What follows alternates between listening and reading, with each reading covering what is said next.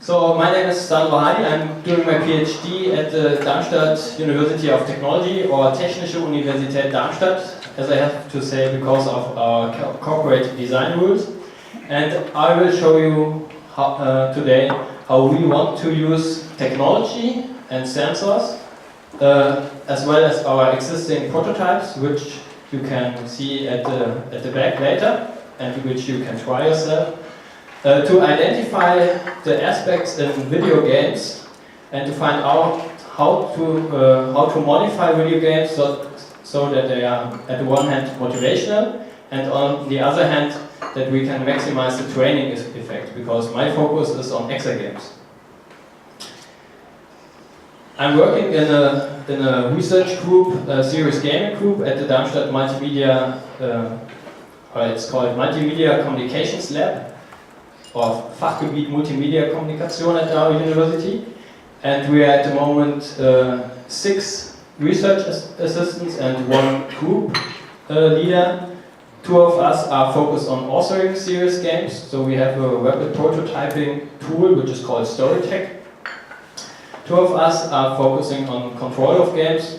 This means, for example, collaborative and cooperative learning, and social. And Johannes Kronert is focused on social networks, and I'm more in the evaluation part, so using sensors to measure something, because it's not only informatics, it's also the Department of Electronical Engineering. We also need to prove something with sensors, but which is quite important sometimes. And very new in our group is Michael Gutjahr. He studied psychology. So this shows that our group is quite interdisciplinary. So what is our understanding of serious games?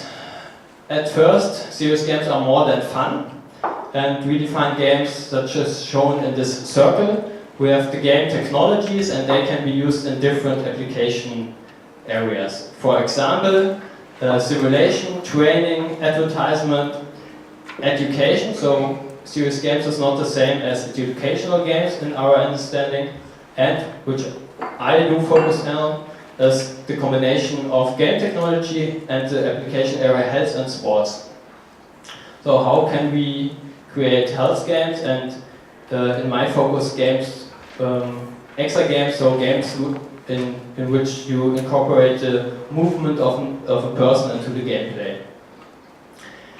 At first today I will show some existing commercial applications from the medical point of view and from the more commercial point of view, which means games which are actual exagames, commercial exagames which have not the focus on training. I will show some of our research models which we developed, and later on I will show which approaches we are investigating now to measure the effects of serious games, or especially exagames. I think I do not really have to motivate the work on, or the research on exagames here, because most of you are working in the health sector, but just to show that there are already some studies also by the World Health Organization which show that people in general do not exercise enough. So it's very important to increase the amount of time people do exercise, and we hope, or we believe, that exagames are one possibility to increase the physical activity. This does not mean that we want exagames to be considered as an alternative to real sports.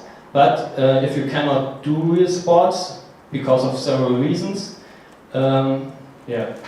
because of time or because of your personal health status, then exagames might be an important alternative. So the challenge is to create motivational and effective exagames, and our idea is to create exagames which are configurable for specific training goals, and which you can adapt to your fitness level. So by adapting the games to your fitness level, we hope we can increase the training effects of the games, and as the last step we have to measure and to prove the effectiveness especially for the use in medical scenarios. Some examples for commercial or well-known health games. I think Remission wasn't mentioned today. No, it wasn't mentioned. Not yet, sure. Remission is the biggest example for a successful health game. It was created, or it was developed by the Health Lab. The funding was around, I think, $4 million. And this is the only game I know which effects were proved in a medical controlled and randomized study. So every doctor has to believe, I hope so, or I think so, that this game works. It is a game which is intended for supporting the cancer therapy with children. You are in this game. You are one superhero. It's called Roxy, and you need to select the medicine to shoot at bacteria and at special cancer cells. And in this way, you learn something about the effects of your medicine, and you learn that your therapy is at the one hand important, and that you have to take your medicine regularly. And for this game, it's shown, or it's proved in the study that it increases the success of the regular therapy.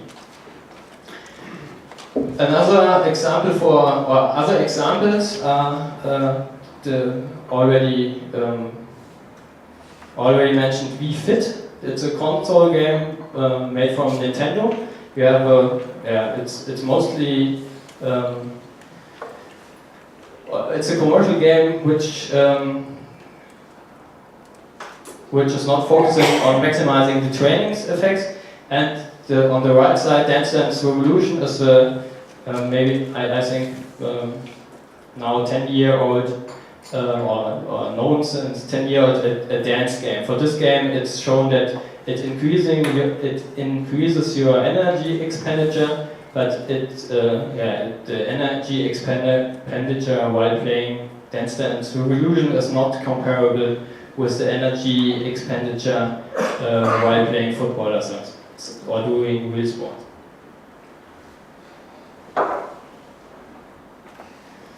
Another application field of health games is the cognitive training, and this area is, this related work is important because in the cognitive training there are already assessment systems like Rehacom or Schufried. Who does know Schufried? Nobody? Or the Wiener test system? No?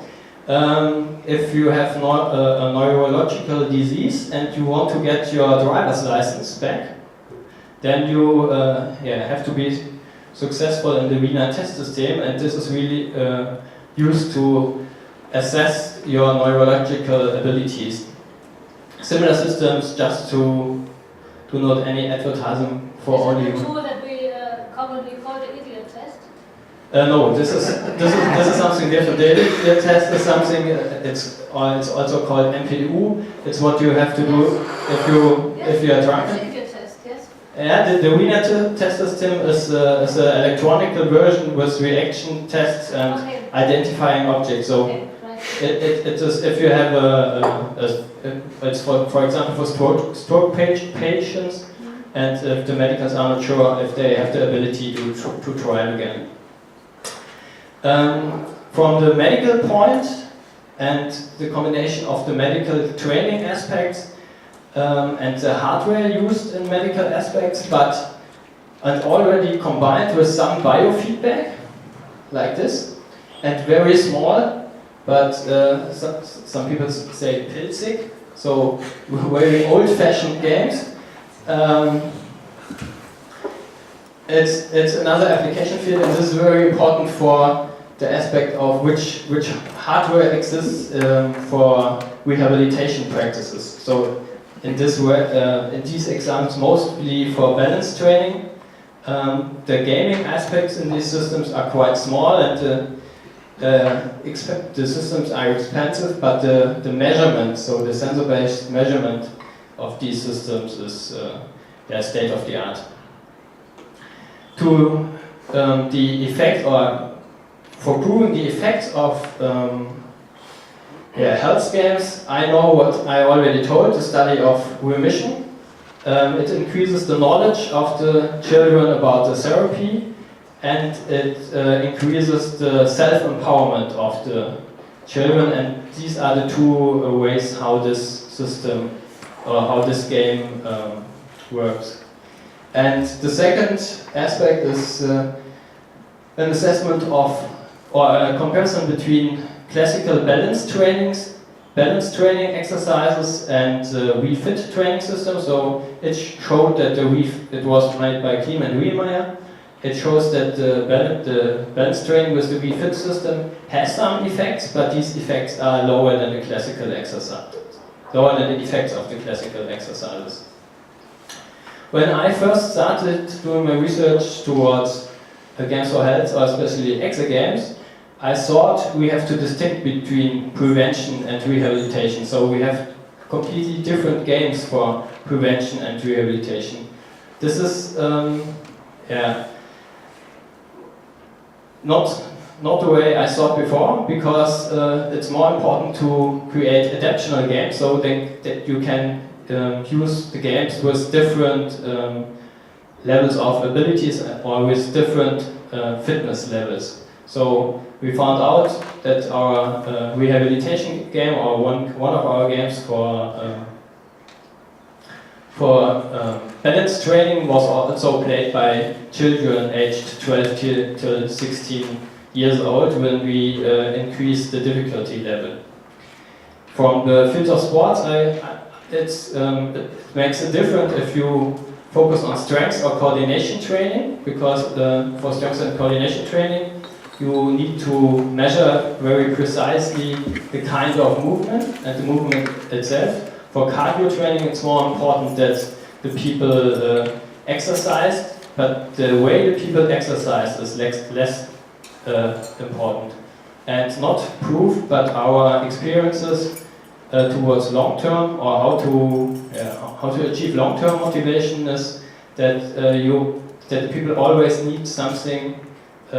Some feedback about the success in the training therapy, and they always want effective and efficient training. In the balance training study, Klim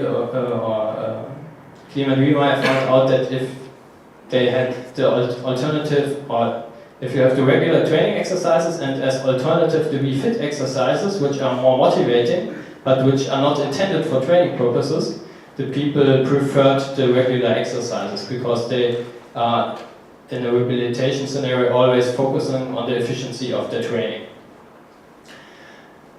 I don't have to explain the flow model. It was already explained very good today. So, based on different, what I can add, the flow model from Csikszentmihalyi was extended from Sweetser, game flow and dual flow. So at the one hand, for exergames, the attractiveness, so the more psychological aspects, as well as the effectiveness of games is important. We thought that we can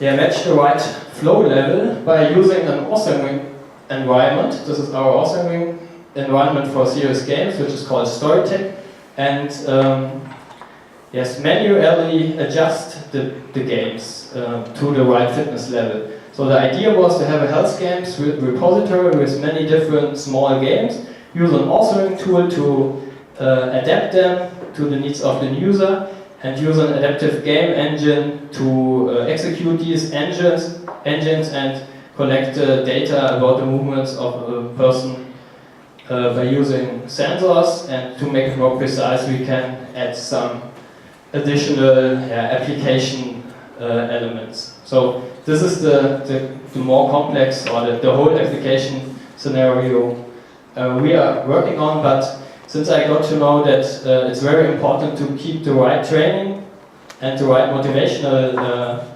level, I focused my research on this part, so how to use sensors and how to adapt games to the specific needs of a user or player.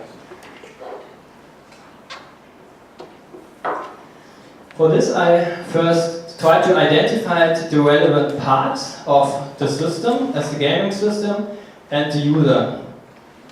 And as the dual flow model suggested, I separated between the psychological parts and the physiological parts.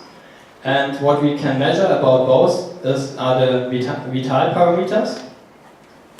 The system consists of on the one hand of the hardware and on the other hand of the software, which is responsible to adjust the gaming aspects, so the motivational aspects, and the training aspects, and always to combine it in the right way. And based on this, we developed a model for adaptation loops, separating three aspects. The first is the physical, so the game needs the right device to be accessible for the player. If you do not use the right hardware, or if you use the right hardware, the motivational aspect, so which means the user experience, depends on, or can depend on your device. So at first you have to set up a right device, otherwise if you have a bad device, such as a bike which is too small, then you will never have a good user experience, to give a simple example. And the user experience and the training, so how motivated I am to do my training, are influencing each other. The 5 steps are acting, which means playing. We measure with different sensors, try to analyze our measurements and calculate an adaptation which is needed to keep both to keep the attractiveness and the effectiveness in a predefined area. And resulting on these adaptations, we need we calculate a modification, and we want to modify our game. So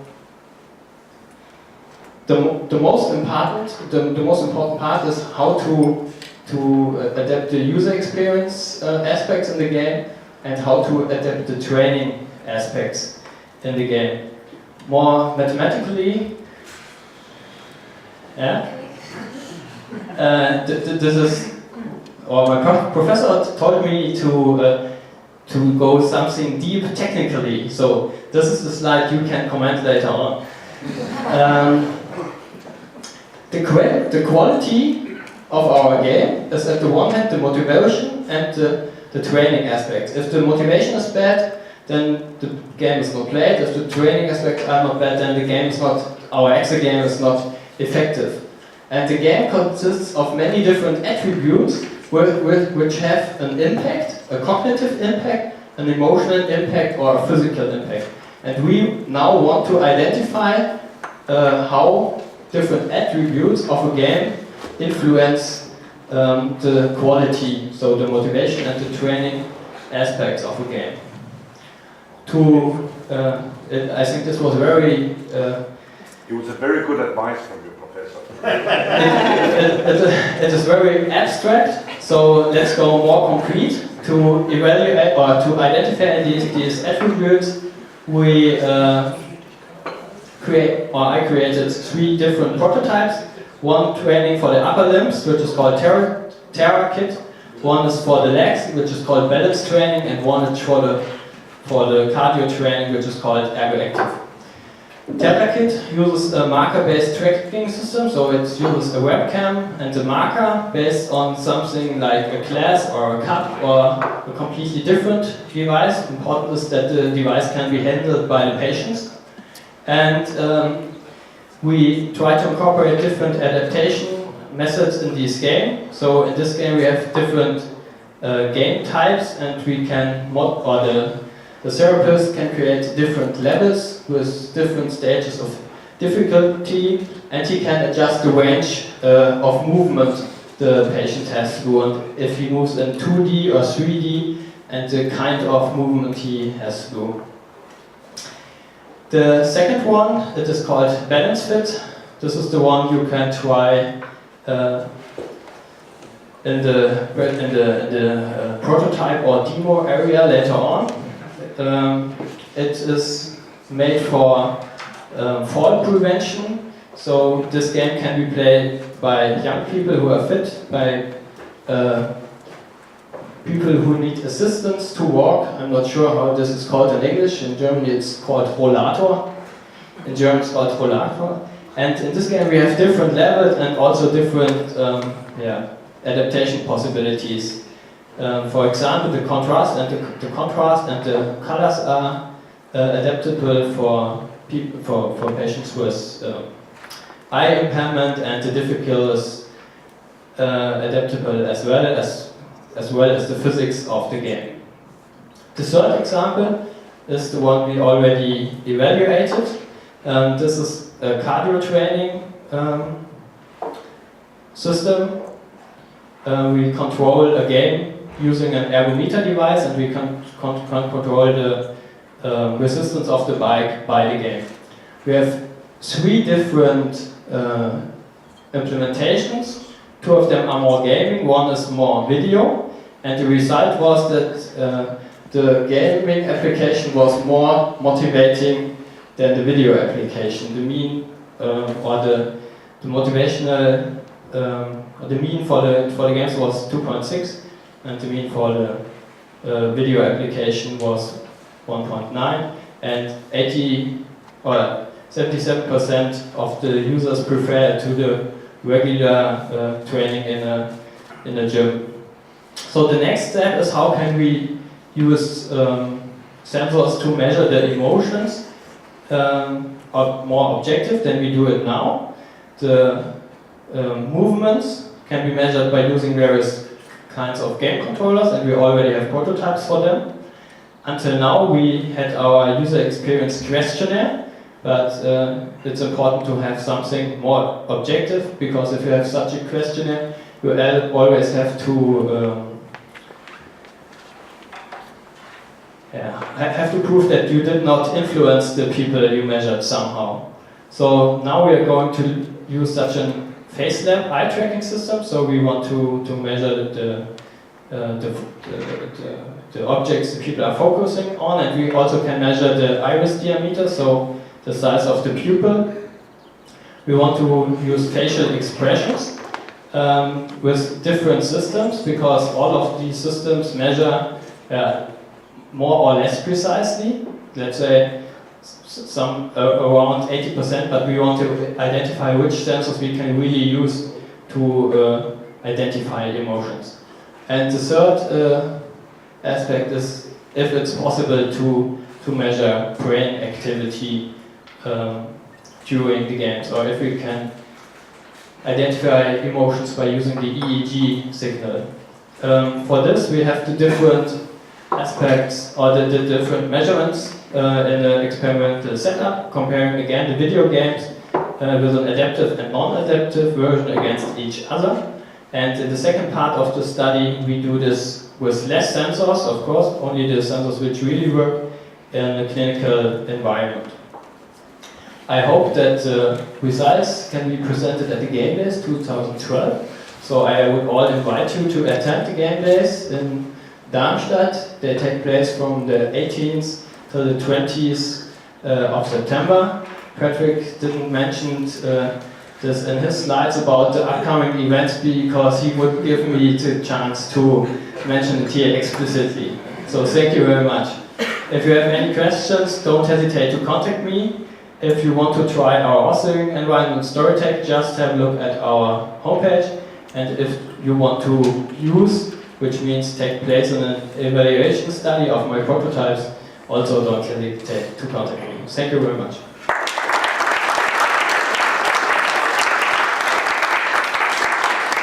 Thank you, Sandro, for this fantastic presentation. Regarding the user experience questionnaire, is it a self-made questionnaire, or do you mix up like ISONORM or the GQ, for example? Yes, exactly. So it is self-made, but it's a mix-up from the ones you mentioned, plus some additional questions. It's not published at the moment, because Michael Gutierrez, our psychologist, is a bit slow in publicating something. So it's not open, but if you're interested in the questionnaire, just write me an email and then you'll get it. Other questions? Any more questions? What about the more advanced sensors? Have you already had any experience with, I don't know, using brain waves and so on? Yes. So there are EEGs which do not really work. So I identify, but I won't mention them yet now. So this is we have this face lab system. So we have already some experience with this. We also have access to these video-based tracking systems, and we didn't buy the NeuroSky mindset because of some reasons. I say it this way. We have the emotive system, which can measure EEG signal, but for the emotion detection, it uses more the EMG, so the muscles. If you smile or if you move your eyebrows, then you have an electrical signal, and it doesn't really use the EEG signal. So we are in contact with Google technologists, and we had a workshop together with them, so we had the opportunity to really try out these sensors, and they have active electrodes, which is a big step to which have much less artifacts than the regular old EEG electrode. So with this setup, it's really possible to measure every biosignal, also if you are moving your body. If we have any results, so if we can measure the emotions really with the systems, that's what I won't claim at the moment, but that's what our project is for. Question? You said that you aim at measuring emotions. Yes. What are the different classes, or how many different classes do you distinguish here? Yeah. And how good are you at measuring it? I want to claim that we are good. My answer is we measure something, and we have our old-fashioned questionnaire, and then we identify the correlations between the questionnaire, events in the game, and our measurements. And if we do not have any correlations, then it's not so fine, but I hope that we will have. So at the moment I won't claim that we can measure emotions, because there are too many systems who claim they measure emotions and they do not do it. So this is not the scientific way I want to go. More questions? Okay. So this is still just research, it's not development in that sense, right? Yeah, for our research we have to develop some prototypes, but it's more research, yes. But we are cooperating with different game development studios and with different sensor providers for scientific and research projects. Okay, thank you very much again.